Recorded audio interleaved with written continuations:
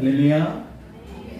오늘도 세대통합 예배로 예배 자리에 나오신 여러분들을 예수님의 이름으로 사랑하고 축복합니다. 우리 앞뒤 좌우 보면서 축복하면서 인사할까요? 빛이 있으라.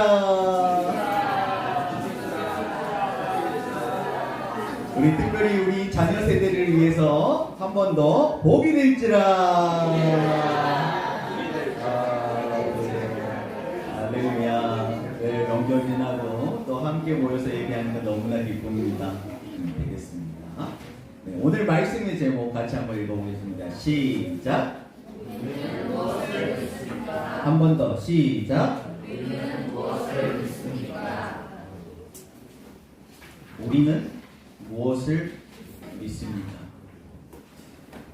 여러 번 제가 강조했지만 많은 사람들이요 자기 신념을 믿어요. 신념과 믿음 뭔 차이죠? 신념을 믿는 거 아닙니다. 믿습니다. 그 믿음이 아니에요. 말씀을 믿는 겁니다. 기록된 말씀.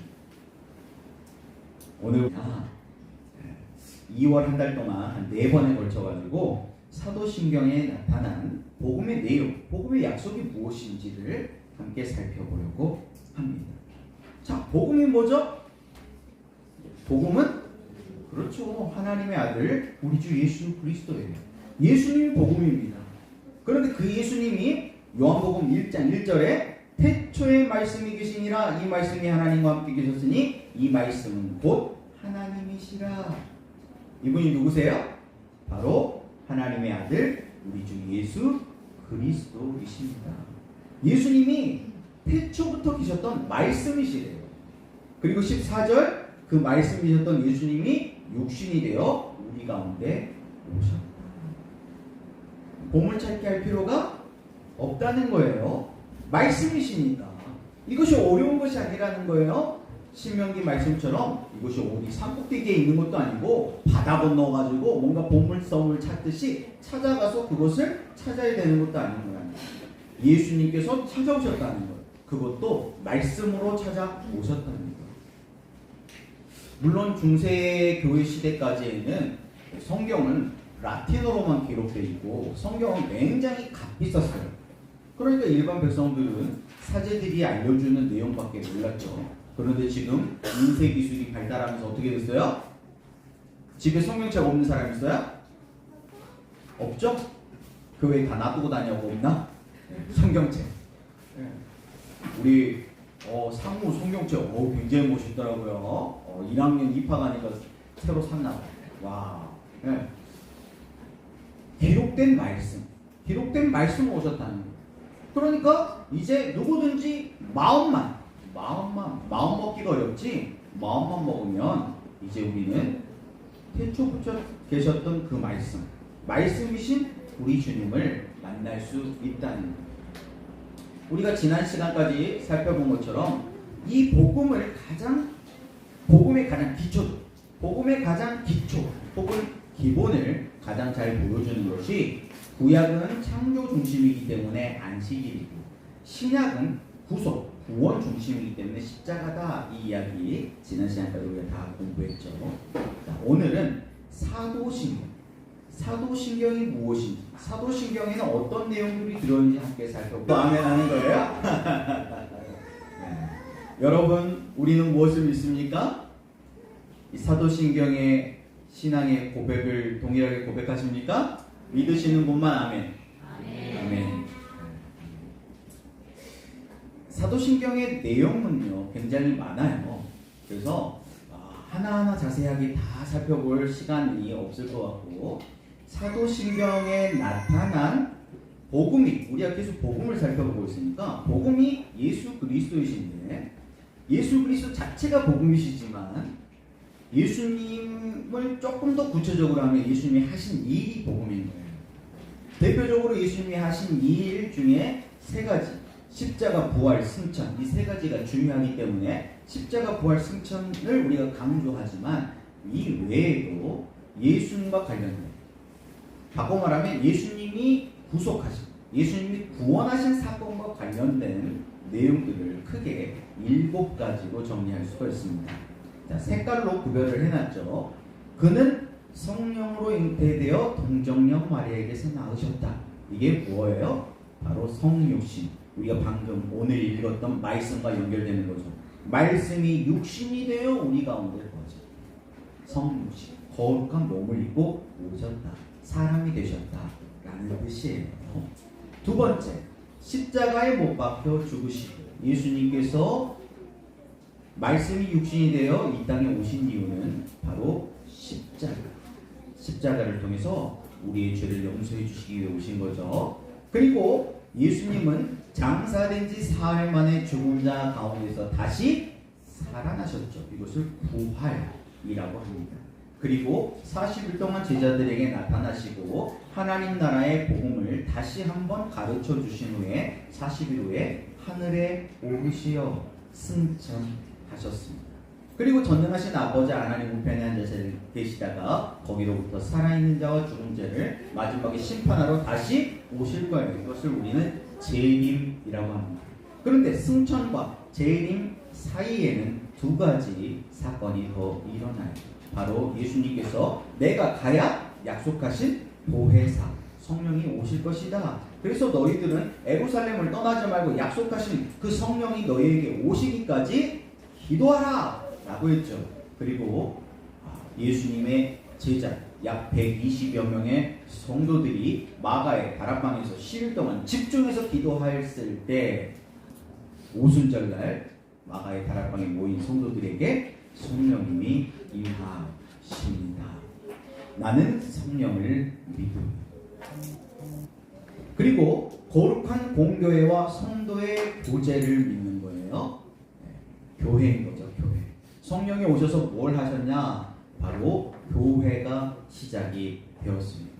그리고 이 교회를 통해서 우리가 에베소서 말씀을 이미 공부한 것처럼 모든 만물까지 그 하나님의 충만하심이 전달되면 그제야 끝이 오는 거예요. 바로 재림이 임하는 거죠. 그래서 우리는 사도신경에 나타난 복음의 내용을 7단계의 신앙의 성장 단계로 정리할 수 있는데 1단계 성육신, 2단계 십자가, 3단계 부활, 4단계 승천, 5단계 성령 강림 혹은 성령으로 오심, 성령해도 좋아요. 그리고 6단계 교회, 7단계 재림 이렇게 정리할 수 있습니다. 눈 답이 다 보여버리네. 자, 이 복음의 내용을 신앙의 성장 단계로 정리할 건데 우리가 레위기의 말씀과 에베소서 말씀을 공부했기 때문에 자, 너무나 잘 아는 말씀이죠. 자, 14절 말씀에도 보면 말씀이 육신이 되어 우리 가운데 거하심에 우리가 그의 영광을 보니 어땠어요? 아버지의 독생자의 영광이요 은혜와 진리가 충만하더라. 뭐가 충만하더라? 은혜와 진리가 충만하다. 근데 은혜는 화살표로 하면 은혜는 내려오는 화살표죠. 다 잊어버린 거 아니죠? 우리 2년 동안 공부했는데 은혜는 내려오는 화살표, 진리는 올라가는 화살표. 그렇죠. 그래서 하나님은 은혜로 우리를 찾아오시고 우리는 진리로 응답을 해야 되죠. 그걸 뭐라 그런다고요? 믿음이라 그런다고 했어요. 하나님은 사랑으로 우리를 찾아오시고 우리는 진리로 응답해야 되는 그걸 뭐라고 한다고요? 공의라고 한다고 했어요. 그래서 하나님은 우리를 사랑으로 대하시고 우리는 공의로 진리, 말씀의 기준과 원칙을 따라 하나님 앞에 나아가야 돼요. 그것이 믿음의 응답이에요. 그렇게 하나님은 찾아오시고 우리는 믿음으로 나가요. 그래가지고 만나. 그걸 레위기에서는 예배라고 그랬어요. 그 예배를 통해서 우리는 공급을 받아요. 그 공급을 통해서 우리는 누리게 돼요.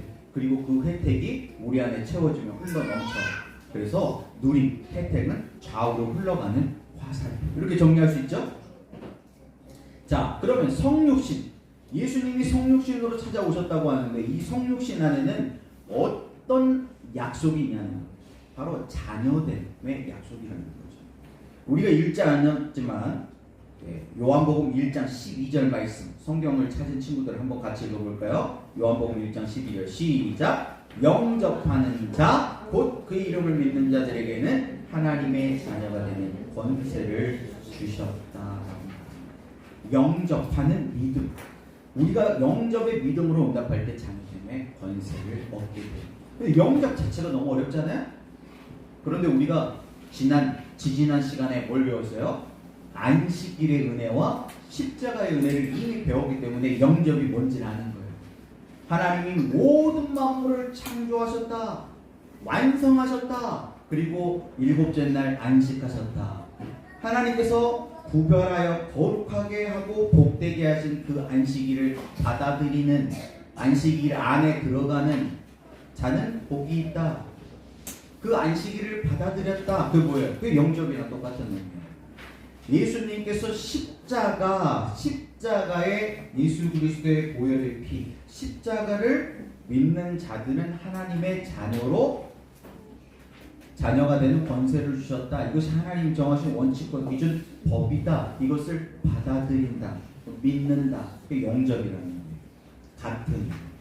그래서 우리는 안식일의 약속과 십자가의 약속을 다 담아가지고 이제 영접이라고 하는 믿음을 통해서 하나님의 자녀된 권세를 누리게 돼요. 자, 그리고 두 번째, 십자가. 예수님께서 십자가를 지셨다. 이 십자가에는 어떤 약속이 있어요? 죄사함, 속량, 곧 죄사함이라고 하는 약속이 들어있어요. 이걸 우리는 어떻게 누립니까? 좌우문솔주와 이방이 피를 바르듯이 피를 발라. 어떻게? 우리의 마음 회개를 통해서 피를 바르는 거죠. 답 다 나와버렸으면 다 보여줘버려요. 아, 이거 안 보이게 이게 희미하게 한다고 했는데 이게 성능이 너무 좋네, 프로젝터가. 자, 3단계는 부활이에요. 부활의 은총, 은혜 안에는 어떤 약속이 있어요? 거듭남. 그렇죠? 부활. 이제 요거 하나하나 자세하게 공부를 할 거예요. 그래서 우리는 세례를 통해서 이 연합의 복음을 누리게 되고, 붙어 있으니까 어떻게 돼요? 계속 공급을 받게 돼요. 그래서 그 공급의 힘을 통해서 변화가 일어난다는 거죠. 우리의 의지, 우리의 힘이 아니고 예수 그리스도에 붙어 있음으로 생존하는 거예요. 변화되는 거죠. 그리고 4단계는 승천. 승천 안에는 존귀함. 우리를 존귀한 아들. 사도 바울은 첫 번째 단여대, 요거를 양자된다라고 설명을 했어요. 양자돼요. 양자도 자녀예요. 근데 존귀한 자녀는 무슨 차이죠? 이게 구약에서 말하는 장자권이에요. 장자권. 상속자가 된다는 뜻이에요. 양자로 선택받았지만 아직 아들은 아니야. 반지 끼워줘야 진짜 아들이야. 상속자. 너는 내 진짜 상속자다. 그 차이예요. 그렇게 화목한 관계, 친밀한 관계가 된다는 뜻이에요. 그리고 5단계 성령. 성령은 기도예요. 기도. 그런데 많은 사람들이 이 기도를 이방인들이 구하는 것 같이 무엇을 먹을까, 무엇을 입을까, 뭐 이런 의식주를 위해서 기도해요. 근데 예수님이 그런 기도 말고, 그거는 이방인들도 다 하는 기도라는 거예요. 너희는 그의 나라와 그의 의를 구하라는 것이에요. 그의 나라와 그의 의를 구한다는 것이 뭘까? 쉽게 얘기하면 마음 관리예요. 마음. 그의 나라와 그의 의를 구하는 우리의 믿음, 우리의 마음을 지키는 거죠. 왜냐하면 우리가 성전이거든요. 이스라엘 백성들이 이스라엘 공동체의 중심에 성막, 성전을 지었듯이 이제 우리는 우리 마음의 중심에 성전을 지어야 돼요. 우리 마음에 성전이 있어요. 그래서 마음 관리하는 거예요. 성전 관리하는 거예요. 6단계 교회입니다. 교회는 그리스도의 몸, 영광스러운 교회죠. 그 섬김을 통해서 그리스도의 몸을 만드는, 이렇게 그리스도의 몸을 만들어가는 사람들. 에베소서 4장에서 하나님께서 팍팍 지원해 주신다 그랬죠? 그런 사람들을 동역자라 그러는 거예요. 다른 표현으로 하자면 너는 딱 내 스타일, 너는 내 마음에 합한 자. 같은 의미죠? 그런 사람들에게 하나님께서 충만하신 은혜를 밀어주신다는 거예요. 이걸 데살로니가 전서에 뭐라고 하냐? 항시범의 삶이라는 거예요. 항상 기뻐하러 쉬지 말고 기도하러 범사에 감사하라. 하나님께서 그런 충만함을 주신다는 거죠. 그리고 7번째 마지막 재림은 보상과 심판이 약속 안에 들어있죠. 그래서 끝까지 믿음을 지키는 자, 충성이죠. 끝까지 사명을 감당한 자들에게는 이러한 혜택이 있다. 이렇게 정리할 수 있겠습니다. 자, 그럼 1단계부터 7단계까지 나는 지금 어느 단계를 지나고 있는가 한번 살펴보면 좋겠죠? 네. 이따가 본계정 나눔 시간에 함께 나눠볼 수 있기를 바랍니다. 자, 오늘은 첫 번째 성육신만 한번 살펴볼 건데, 자, 요한복음 1장 12절 한 번 더 읽어보겠습니다. 시작. 영접하는 자 곧 그 이름을 믿는 자들에게는 하나님의 자녀가 되는 권세를 줍니다. 영접하면 하나님의 자녀가 돼요. 근데 덮어놓고 믿는 건 아멘 믿습니다 아니에요. 영접하는 자, 영접하는 것, 받아들이는 것. 그런데 구체적으로 뭘 믿는 거냐 여기 다 있잖아요. 곧 영접한다는 뜻은 안식일을 받아들이고 십자가를 받아들인다는 말인데, 그걸 좀 더 구체적으로 하면 곧 그 이름을 믿는 거야. 이름. 예수님의 이름. 마태복음 할 때 우리 다 배웠는데 예수님의 4가지 이름 다 기억납니까? 예수님의 이름 4가지 기억나는 사람? 그렇지. 예수님도 이름이고 그리스도도 이름이고 또 임마누엘. 그렇지. 하나님의 아들. 박수. 와우, 훌륭합니다. 자, 예수님의 4가지 이름 안에 4가지 약속이 들어있다고 우리 다 배웠죠. 자, 첫 번째는 하나님의 아들이라는 고백이에요. 예수님이 하나님의 아들이시다는 거예요. 14절 읽었던 말씀에도 보면 아버지의 독생자의 영광이다 라고 했잖아요. 하나님의 아들이다 라고 하는 이름을 믿는다는 뜻은 어떤 의미냐, 또 그리스도라고 하는 이름을 믿는다는 것은 어떤 뜻이냐. 그리스도라는 말이 무슨 말이에요? 아까 우리 찬양할 때도 나왔었는데 예수 주 메시아네. 메시아라는 말과 그리스도라는 말이 같은 말이에요. 다른 나라 말이에요. 네. 그래서 메시아, 그리스도, 기름 부음 받은 자라는 뜻이죠. 그리고 또 예수. 마리아에게 천사가 나타나가지고 너가 아들을 낳을 거야. 그런데 그 이름을 예수라 하라 라고 알려줬어요. 그 예수라고 하는 이름의 뜻도 다 알려줬습니다. 그리고 임마누엘이라는 이름도 있으시죠. 각각의 뜻은 이래요. 자, 하나님의 아들이다 라고 하는 것은 우리가 앞에서 공부한 것처럼 우리가 잃어버린 sonship, 생육번성 충만의 복을 회복하러 오신 분이시다라는 고백이에요. 그리고 그리스도라는 뜻은 기름 부음 받은 자, 구약의 기름 부음 받은 자들이 어떤 사람들이 기름 부음 받았어요? 선지자, 왕, 제사장. 그렇죠.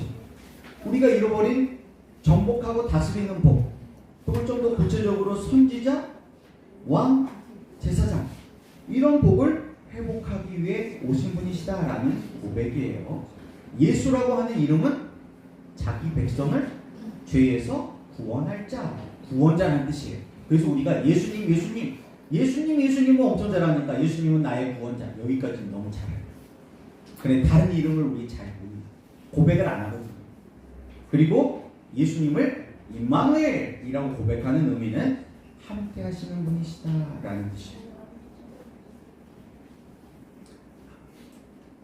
좀 더 구체적으로 말하면 sonship, 우리가 잃어버린 하나님의 형상을 회복하기 위해 오신 분이시다. 그리고 기름 부음 받는 자로서 우리에게 왕권, 제사장권, 선지자권을 회복하기 위해 오신 분이시다. 죄에서 구원을 짜시다. 하나님이 우리와 함께 계시다 라고 하는 고백입니다. 예수님의 4가지 이름, 하나님의 아들, 그리스도, 예수, 임마누엘. 초대교회, 초기교회 당시에는 바로 예수님의 이 4가지의 이름으로 전도를 했다고 합니다. 4가지 이름을 믿는 거예요. 근데 오늘날 우리는 예수님은 많이 고백하는데 예수, 그리스도 이런 표현도 좀 우리는 어색해. 그리스도라는 표현을 잘 안 씁니다. 하나님의 아들, 임마누엘 이라는 표현도 잘 안 써요. 좀 균형을 이룰 필요가 있는 거예요. 그래서 예수님은 구원자, 우리를 찾아오셨지만 동시에 살아계신 하나님의 아들이시고 그리스도이시고 임마누엘이시다는 것을 우리가 함께 고백할 수 있기를 바랍니다. 아멘. 우리 이따가 오후에는요 성경 가옥 만들기를 할 거예요. 예전에 한번 만들어 본 적이 있는데요. 벌써 시간이 꽤 오래됐더라고요. 네. 개인에게 혹은 우리 가정에게 주신 약속의 말씀이 있거나 아니면 올 성부 영신 예배 때 내가 뽑았던 소망의 말씀이거나 아니면 나는 말씀을 잘 몰라. 그러면 내가 좋아하는 찬송가나 찬양도 좋아요. 거기에 나오는 가사 그런 걸로 가운을 만들어 보는 거예요. 그리고 여기까지 해보면 좋을 것 같아요. 올해 2025년에 구속사를 위해서 개인적으로 혹은 우리의 가정이 하나님을 기쁘시게 할 수 있도록 구체적인 3가지 목표까지 세워보는 거예요. 그래서 올해 2025년 우리 가정에 성경 가운 해가지고 딱 붙여놨으면 좋겠어요. 요거까지 이따가 오후에 작업을 했으면 좋겠습니다. 그래서 오늘 주일 오후 예배는 소그룹별이 아니라 가정별로 모여서 본격적 하도록 하겠습니다. 요거 만들고 그리고 우리 아까 앞에서 살펴봤던 것처럼 나는 지금 어느 단계에 와 있는지도 살펴보시고 다음 단계로 나아가기 위해서는 뭘 해야 될지도 함께 나눌 수 있으면 좋겠습니다. 자, 기도하고 마치겠습니다. 하나님 감사합니다. 우리를 구원하시기 위해 이 땅에 오신 우리 주 예수 그리스도 그 이름을 믿음으로 고백하게 도와 주옵소서. 말씀이 육신이 되어 우리 가운데 거하시네. 우리가 그의 영광을 보니 아버지의 독생자의 영광이요 은혜와 진리가 충만하다. 하나님 우리의 믿음의 눈을 열어주셔서 그 영광을 보게 도와 주시고 은혜와 진리로 충만케 도와 주옵소서. 예수님의 이름으로 기도합니다.